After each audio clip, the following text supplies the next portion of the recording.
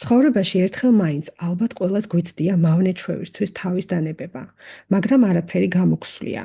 მაგალითად, სოციალური ქსელების ქროლვა, ფრჩხილების კვნედა თუ სხვა რამ. დღეს ქცევის ჩაქრობაზე ვისაუბრებთ. რა არის ქცევის ჩაქრობა? უმეტესობას გვქონია ასეთი გამოცდილება: მივედით სახლის კართან და ზარს ვრეკავთ, რადგან ველით, რომ სახლში არიან და კარს გააღებენ. მაგრამ არავინ აღებს, ისე ვრეკავთ და ვრეკავთ ზარს. შეიძლება ინტენსივობა და სიხშირე გავზარდოთ. სწორედ ეს რეაქციები, სანამ ხელს ჩავიქნებ, ჩვენი დღევანდელი თემის ილუსტრაციაა. ამ პროცესს ქცევის ჩაქრობა ჰქვია. ძალიან მარტივი ლოგიკა აქვს. 3 ეტაპისგან შედგება. ჯერ იყო ქცევა, ზარის დარეკვა, რომელსაც წარსულში ყოველთვის მოყვებოდა ჯილდო, შედეგი ანუ კარის გაღება.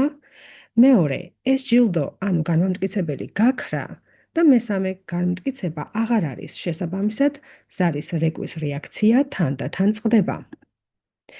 ბევრს არასწორად გონია, რომ ჩაქრობა უბრალოდ რაღაცის დაკარგვა ან დაიგნორებაა. სინამდვილეში ეს ბევრად უფრო ზუსტი პროცესია.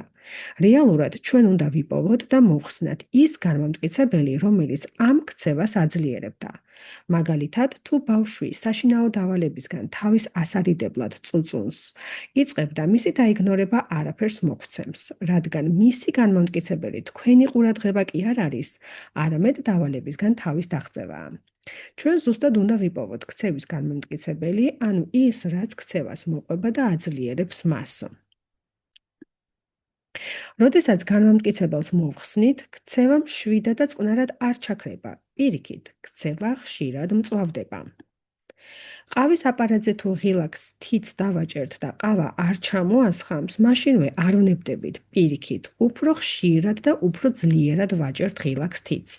სანამ ქცევა საბოლოოდ გაქრება, ის ხშირად დროებით დრამატულად უარესდება და ეს სრულიად ბუნებრივია. ამას ჩაქრობის აფეთქება ჰქვია. ჩაქრობის აფეთქება სხვადასხვანაირად შეიძლება გამოვლინდეს. ქცევა შეიძლება უფრო ხშირი გახდეს, უფრო დიდხანს გაგრძელდეს, ან უფრო ინტენსიური გახდეს. ზოგჯერ სრულიად ახალი ემოციური რეაქციები ჩნდება. მაგალითად, ყავის აპარატს თუ მუშს გაბრაზებული დავარტყამთ, ჩაქრობის პროცედურის დროს მთავარია გვახსოვდეს, რომ ქცევის ესკალაცია მოსალოდნელია და ამ პროცესის ნორმალური ნაწილია.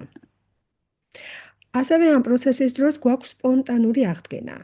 მაშინაც კი, როდესაც ვფიქრობთ, რომ ქცევა სრულიად გაქრა, შეიძლება კვირეების ან თვეების შემდეგ მოულოდნელად დაბრუნდეს.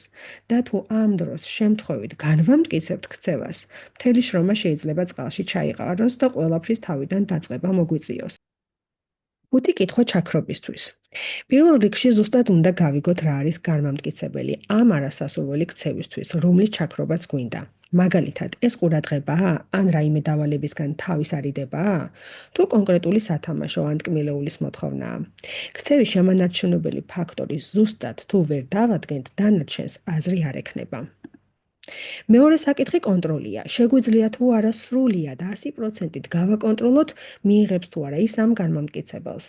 რადგან თუ ვცდილობთ, რომ განმტკიცებელი აღარ მივცეთ, მაგრამ ამ დროს ვინმე სხვა, ვთქვათ კეთილი ბებია ან მეზობელი, მაინც აძლევს, მთელი მცდელობა წყალში იღრება. მესამე და უმნიშვნელოვანესი არის უსაფრთხოება. არის ქცევები, მაგალითად აგრესია ან თვითდამაზიანებელი ქცევა, რომელიც ზედმეტად საშიშია იმისთვის, რომ ჩაქრობის აფეთქებას დაველოდოთ. აქ პოტენციური ზიანი ბევრად აჭარბებს ნებისმიერ შესაძლო სარგებელს. მეოთხე, ეს არის ჩვენი გამძლეობა. მზად ვართ, რომ ქარიშხალს გავუძლოთ, რადგან თუ ჩაქრობის აფეთქების პიკზე ნერვები გვიმტყუნებს და დავნებდებით, ასე უნებურად ვასწავლით, რომ სასურველის მისაღებად კი არ უნდა იწუწუნო, არამედ უარესი ტანტრუმი უნდა მოაწყო. აქ რისკია, რომ პრობლემის მოგვარების ნაცვლად ბევრად გავამწვავოთ. და ბოლო მეხუთე, ეს არის უწყვეტი თანმიმდევრულობა. ნებისმიერი გამონაკლისი, ნებისმიერი კარგი მხოლოდ ამ ერთხელ ჩაქრობას აქცევს წყვეტილ განმტკიცებლად. ეს სათამაშო აპარატს გავს. ზუსტად არ ვიცით, როდის მოვიგებთ, ამიტომ თამაშს ვაგრძელებთ და არ წყვეტთ. არათანმიმდევრული განმტკიცება პრობლემურ ქცევას კი არ აქრობს, პირიქით, უფრო აძლიერებს და მომავალში მის შეცვლას თითქმის შეუძლებელს ხდის.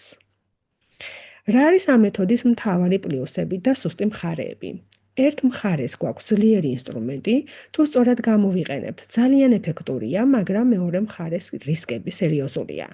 ჩაქრობის აფეთქება შეიძლება საშიში გახდეს, მოითხოვს ურყევ თანმიმდევრულობას და ხშირად ძალიან რთულია 100%-ით გააკონტროლო განმამტკიცებელი ანუ ქცევის შედეგი.